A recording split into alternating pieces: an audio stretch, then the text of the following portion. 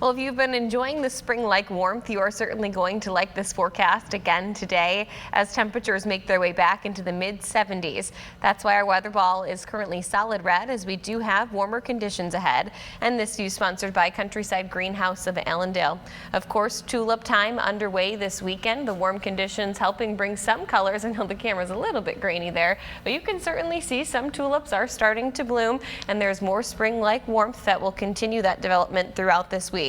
Now, I know that storm activity can be a bit concerning leading up to tulip time. The good news is that these storms do not look to be widespread by any means, and they will be very isolated in nature as they do approach. But because of the storms headed our way, we have issued a 13 weather impact alert. Storm Prediction Center placing us underneath a level 2 out of 5 risk for severe weather, and I would say Muskegon to the north. That's where we have the highest concern for an isolated thunderstorm that could become strong to severe during the overnight hours. The further south and east that these storms travel, the less the less energy that they're going to run into, and the weaker they'll likely become.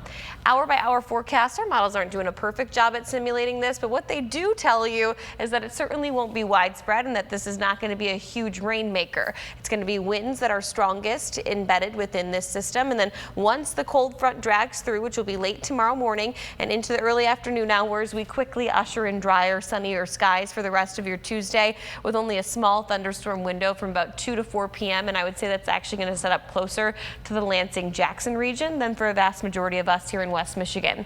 We do stay warm, which will help fuel the potential for some of those thunderstorms the next 2 days in the 70s, and then dropping back down to a more seasonable profile to round out this week. We'll be in the low to mid 70s along the lakeshore today, mid 70s to upper 70s for our northern and southern zone. Again, winds will be breezy throughout the day today and then strong tomorrow. The rest of your 13 on your side 7-day forecast.